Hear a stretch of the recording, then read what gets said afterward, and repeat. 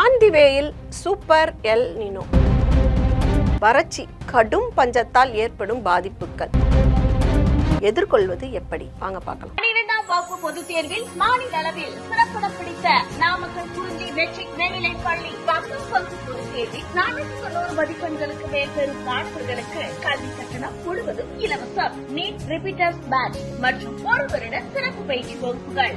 குறிஞ்சி கல்வி நிறுவனங்கள், காவேரிப்பட்டி, நாமக்கல். ஜூலை மாதம் தாக்கும் இந்த சூப்பர் எல் நினோ உலக வெப்பமாயதல் காரணமாக தான் ஏற்படுது. உலக அளவில் வானிலையில் மிகப்பெரிய தாக்கத்தை ஏற்படுத்தும். இதில் 2 முக்கிய நிகழ்வுன்னு பார்த்தோம்னா லா நினோ மற்றும் எல் நினோ ஆகும். அது நிறைய மழையை கொடுக்கும் லா நினோ. எல் நினோ வறட்சியை கொடுக்கும். அதுதான் இப்போ ஏற்படக்கூடிய காலகட்டம். இது இரண்டுமே இயற்கையாகவே நடக்கக்கூடிய ஒன்று. தற்பொழுது வெப்பமயமாதல் அதிகரிக்க காரணத்தால் இந்த சூப்பர் எல் நினோ பாதிப்பு ஏற்படும்னு சொல்கிறாங்க. சுருக்கமாக சொல்லணும்னா இந்த எல் நினோ அப்படின்னு சொல்கிறது சாதாரண ஒரு ஃபீவர் தீவிர ஃபீவராக மாறுதில்ல, அதை தான் நம்ம இந்த சூப்பர் எல் நினோன்னு சொல்கிறோம். இந்த ஜூலை மாதத்திலேயே எல் நினோ உருவாயிடுச்சு. சூப்பர் எல் நினோ அது அக்டோபர் மாதத்தில் வரும் அப்படின்னு கணிக்கப்பட்டிருக்கு. இந்த சூப்பர் எல் நினோ இயற்கையாகவே மழைக்கு பாதிப்பை ஏற்படுத்தும், வறட்சியை ஏற்படுத்தும், பருவமழை குறையும். இதால் நம்மளுக்கு முக்கிய நீர் ஆதாரமாக இருக்கக்கூடிய அதெல்லாம் வறட்சி ஏற்படும். உலக அளவுலேயும் வறட்சியை உண்டு பண்ணும். இது இப்படி உலக அளவில் வறட்சியை உண்டு பண்ணால் வட இந்தியாவிலேருந்து வர நீர் கூட நம்மளுக்கு கிடைக்காது. அதனால தான் இவ்வளோ எச்சரிக்கை விடுக்கிறாங்க உலக சுகாதார அமைப்பு. இந்த வறட்சி, பஞ்சம் இந்த நிலையில் ஏற்படும். அதற்கு நம்ம முன்னெச்சரிக்கையாக இருக்கணும். ஏற்கனவே இதற்குண்டான நடவடிக்கைகள் எடுத்திருக்கோம். உலக வானிலை அமைப்பு இவ்வளோ சொல்கிறதுனால அவேர்னஸாக இருக்க வேண்டியது மக்களோட கடமை. பல ஆண்டுகள் கழித்து 2026 இந்த சூப்பர் எல் நினோ நிகழ வாய்ப்பு இருக்குது. அதுதான் இப்போ நம்மளுக்கு பீதியை ஏற்படுத்தியிருக்கு.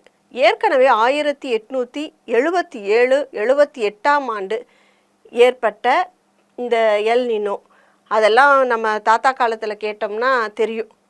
பஞ்சம் அவ்வளோ இருந்துச்சு, சாப்பாட்டுக்கே வழி இல்லை, நாங்கள் குச்சிக்கிழங்கெல்லாம் சாப்பிட்டோம், பஞ்சம் பட்டினியால் உயிரிழந்தவர்கள் அந்த காலகட்டங்களில் அதிகம் அப்படின்னு சொல்லியிருக்காங்க. நம்ம கேள்விப்பட்டிருக்கோம். வரலாற்றையும் அதுக்கு முக்கியமான பதிவுகள் இருக்குது. அந்த காலகட்டம் தான் இப்போ வருது அப்படின்னு சொல்லி அதோடு ஒப்பிட்டு தான் விஞ்ஞானிகள் இந்த விழிப்புணர்வை கொடுத்துருக்காங்க. அன்றைய காலகட்டத்திலேயே இந்தியா, சீனா, பிரேசில் போன்ற நாடுகளில் பஞ்சம் ஏற்பட்டு லட்சக்கணக்கான மக்கள் உயிரிழந்தாங்க. சுகாதார பாதிப்புகளை பொறுத்த வரைக்கும் உலக சுகாதார அமைப்பு என்ன சொல்கிறாங்கன்னா, இந்த எல் நினோ மாற்றத்தால் டெங்கு, ஜிகா, சிக்கன் குன்யா போன்ற கொசுக்களால் பரவக்கூடிய வைரஸ்கள் பரவும். இப்படி பரவனப்பையும் நம்மளுக்கு உயிரிழப்பு ஜாஸ்தியாக இருந்தது. அது இல்லாமல் ஊட்டச்சத்து குறைபாடு அதிகரிக்கும் காலகட்டம் அப்படின்னு சொல்லியிருக்காங்க. தமிழ்நாட்டில் அப்படின்னு நம்ம குறிப்பாக பார்த்தோம்னா நம்ம விவசாயத்தை தான் நம்பியிருக்கோம். நம்மளுக்கு 70% விவசாய பூமி தான். இதனால் பொருளாதாரம் சார்ந்து பார்த்தோம்னா பொருளாதார உணவு பணவீக்கம் ஏற்படும். மழை குறையுது. இதனால் கால்நடைகளுக்கு பசுந்தீவன பொருட்கள் பற்றாக்குறை ஏற்படும். வெப்ப அலை அதிகரிக்கிறதால நீர்நிலைகள் வறண்டு குடிநீர் தட்டுப்பாடு கூட வரும். குடிநீர் தட்டுப்பாடு தான் வரனால தான் இவ்வளோ இந்த நிகழ்வு பேசும்படி இருக்குது. மற்றும் பயிர் சேதாரம் இதெல்லாம் ஏற்பட வாய்ப்பு அதிகமாக இருக்குது. தமிழ்நாட்டை பொறுத்த வரைக்கும் காவேரி நீர்பிடிப்பு பகுதிகளான கேரளா, கர்நாடகா உட்பட தென்னிந்தியா பகுதிகளில் மழை குறையிறதால நம்மளுக்கு மேட்டூர், முல்லை பெரியார், பவானிசாகர், அமராவதி, தென்பெண்ணை உள்ளிட்ட அணைகளுக்கு போதுமான நீர்வரத்து இருக்காது. அதனால் அணை நிரம்புங்கிற வாய்ப்பே இல்லை. இதுதான் நம்மளுக்கு விவசாயத்தை பாதிக்குது. செப்டம்பர் மாதம் வரைக்கும் நம்மளுக்கு இந்த வெப்பத்தின் தாக்கம் இருக்கும் அப்படின்னு சொல்லியிருக்காங்க. வழக்கமாக மார்ச் மாதம் முதல் மே மாதம் வரை தான், சில நேரம் ஜூன் மாதம் வரைக்கும் இந்த வெப்பம் நீடிக்கும். இப்போ செப்டம்பர் வரைக்கும் இந்த சூப்பர் எல் நினோ இருக்கும் அப்படின்னு சொல்லியிருக்காங்க. ஜூன், ஜூலை மாதங்களில் சென்னை உட்பட கடலோர மாவட்டங்களில் வெப்பநிலை 41 செல்சியஸ் முதல் 42 செல்சியஸ் வரை உயரக்கூடும்.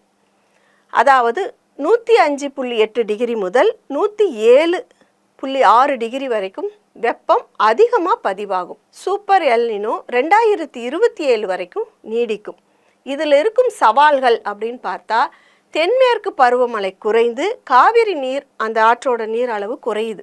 டெல்டா மாவட்டங்களில் இதனால் விவசாயம் கடுமையாக பாதிக்கும்.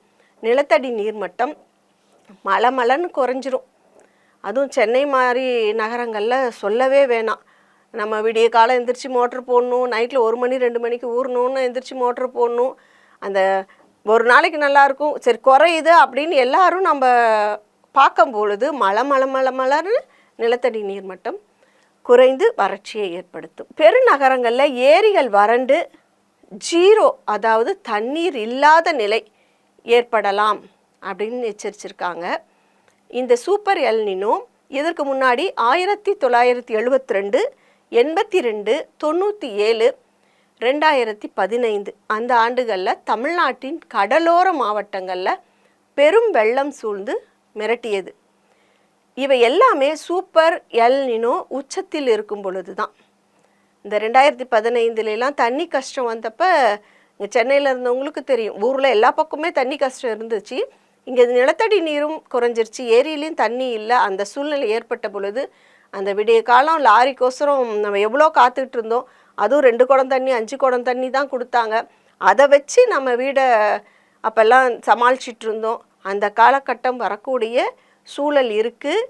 நீங்கள் அந்த நீர் ஆதாரத்தை எப்படி சேமிக்கணுமோ அப்படி சேமிங்க. அதை சொல்கிறதுக்கு தான் இந்த பதிவு. 2015 சென்னையில் ஃபுல்லாக புரட்டி போட்டுருச்சு இந்த வெள்ளம். இன்றைக்கும் அதை நினச்சா சென்னை வாசிகள் அச்சத்தோடு தான் இருக்கிறாங்கன்னு சொல்லலாம். ஒவ்வொரு ஆண்டும் வடகிழக்கு பருவமழை காரணத்தால் சென்னை மக்கள் அச்சத்தோடு இருக்கிறது இப்போ பழகி போயிடுச்சுன்னே சொல்லலாம். இந்த எச்சரிக்கை நடவடிக்கை முன்னெச்சரிக்கை அமைப்புகளை பலப்படுத்தணும். நவீன வானிலை கணிப்புகள் அதை கொண்டு வரணும். சிறந்த நீர்ப்பாசன வசதிகள் அதை ஏற்படுத்தணும். ஓரளவுக்கு இது எல்லாமே செஞ்சுருக்கோம். அதனால் இந்த காலகட்டங்கள் அவ்வளோ பாதிப்பு இருக்காதுன்னு நினைக்கிறோம். பார்க்கலாம். மற்றும் உலக அளவில் உணவு விநியோக கட்டமைப்பு இதெல்லாமே இருக்குது நம்மக்கிட்ட. அதனால் இந்த அளவுக்கு பேரழிவு வராது அப்படின்னு சொல்கிறோம். இருந்த பொழுதும் விழிப்போடு இருக்கணும். பொதுமக்கள் யாருமே தேவையற்ற பீதி அடைய வேண்டாம். அரசாங்கம் விழிப்போடு இருந்து இந்த நீர் மேலாண்மை மற்றும் உணவு சேமிப்பு போன்ற முன்னெச்சரிக்கை நடவடிக்கைகளை தீவிரமாக மேற்கொள்ளணும். ஏற்கனவே ஐநா வெளியிட்டுள்ள உலக தண்ணீர் திவால் என்பது உலக வறட்சியை நோக்கி செல்வதை உணர்த்தி இருக்கிறது. சூப்பர் எல் நினோ அது உலக அளவில் மற்றும் உள்ளூர் தண்ணீர் திவால் பிரச்சனைக்கும் இடையே மிக நெருங்கிய தொடர்பு இருப்பதாக சுற்றுச்சூழல் வல்லுநர்கள் எச்சரிச்சிருக்காங்க. தண்ணீர் திவால் என்பது மனிதர்களின் தவறான நீர் நிர்வாகத்தால் உருவாகும் ஒரு நிகழ்வு. நாம் விழிப்போடு இருந்து உலக தேவையை பூர்த்தி செய்யும் வகையில் நீரை சேமிக்கணும். இது அதெல்லாமே உணர்த்தக்கூடிய காலகட்டம்னு சொல்லலாம். நன்றி.